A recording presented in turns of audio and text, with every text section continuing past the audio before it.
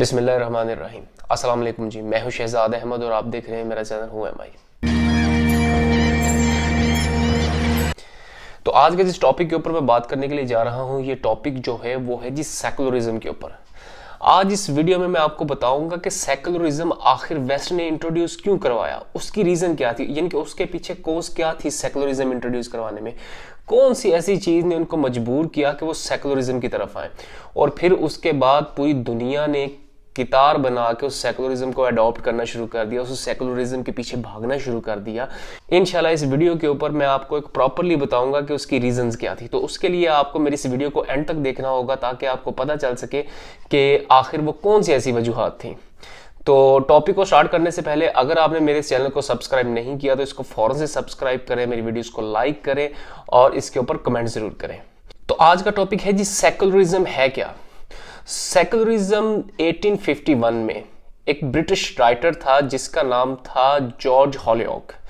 उसने first time एक concept उसने एक इंट्रोड्यूस करवाया सेकुलरिज्म के नाम से, जिसका मतलब था लोगों की जो सोशल लाइफ है, जो उनकी समाजी जिंदगी है, उसमें मजहब का कोई भी लेना देना नहीं है।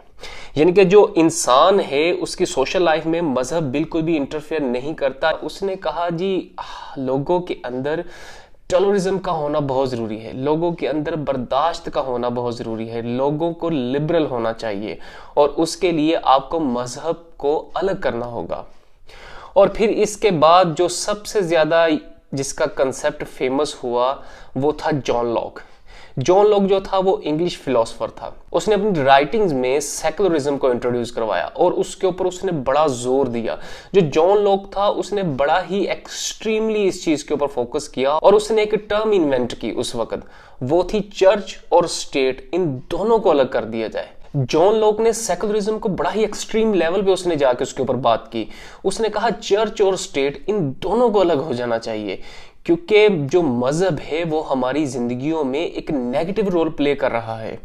उसने कहा जो स्टेट है उसकी नज़र में तमाम सिटीजन जो हैं वो इक्वल होने चाहिए, वो सारे सिटीजन के साथ इक्वल बेस के ऊपर जो है वो ट्रीटमेंट करे, उनको राइट्स दे और उनको सिटीजन माने इक्वल बेस के ऊपर। और इसके अंदर मजहब की कोई भी दखल अंदाजी नहीं होनी चाहिए, मजहब को बिल्कुल साइड पर रखना होगा, तब ही जाके हम मुआशरे में एक टॉलरेंस को इंट्रोड्यूस करवा सकते हैं।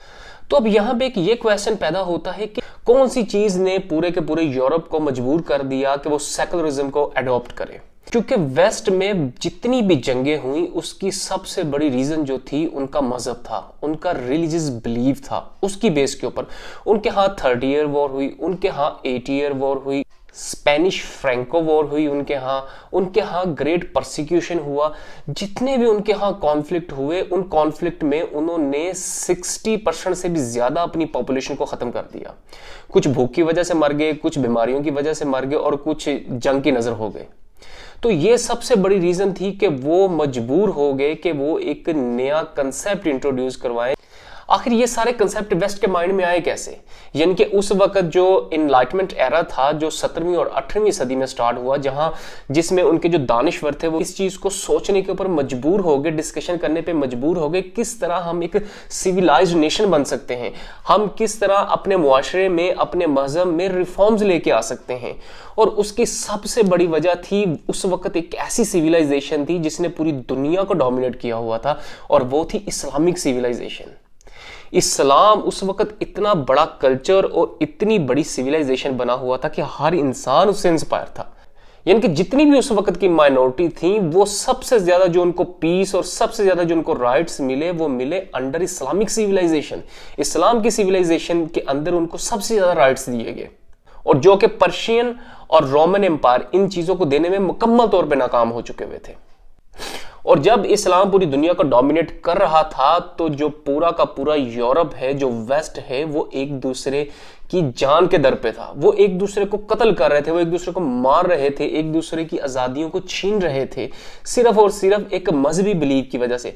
अब मजहबी बिलीव उनके यहाँ इस तरह का क्यों पाया गया? क्योंकि उन्होंने मजहब को खुद एडिट किया। यानी कि जो भी उनका रूलर आया उसने अपनी मर्जी के मजहब के अंदर रिफॉर्म्स लेके आया, जो उसकी अपनी जात के ऊपर थी, जो उसके अपने कल्चर को ज्यादा आगे बढ़ा सकती थी, जो उनके बिलीव्स को सबसे ज्यादा स्ट्रॉन्ग कर सकती थी, वो उसकी बेस के ऊपर उन्होंने रिफॉर्म रिफॉर्म्स लेके आए और लोगों के साथ उन्होंने जुल्म और ज्यादती की और उनके राइट्स को उन्होंने छीना।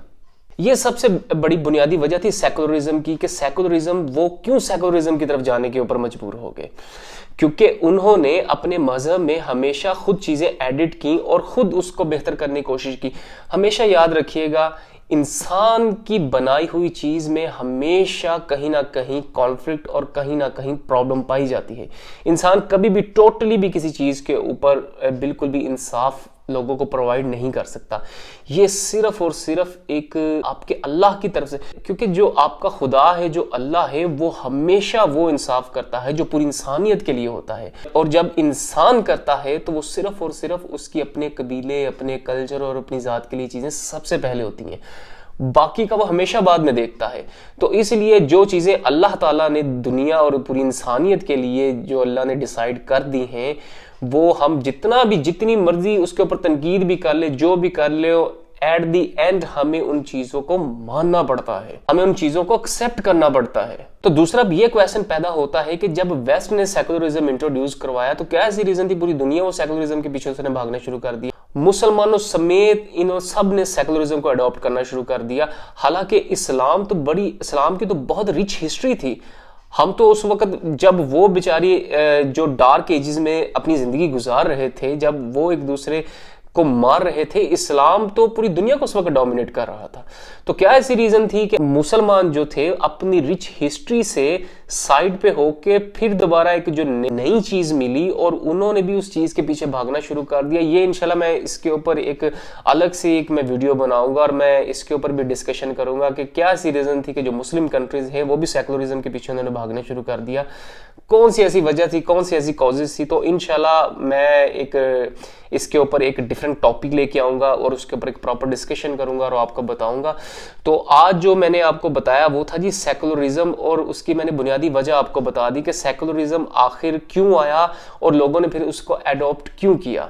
उनकी जो फाउंडेशन थी, उनके जो मजहबी बिलीव थे, उन्होंने हमेशा उनको कॉन्फ्लिक्ट में रखा, हमेशा उन्होंने नाइंसाफियां की, हमेशा उन्होंने लोगों के साथ जुल्म किया, क्योंकि उनके बिलीव्स जो थे वो खुद के बनाए हुए बिलीव्स थे उनके।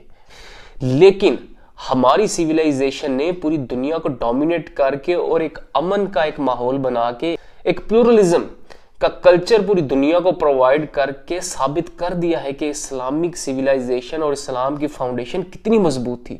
उसने कितना लोगों को इंस्पायर किया, उसने कितना लोगों को डोमिनेट किया और लोग कितना इंस्पायर होकर इस्लाम की तरफ आए।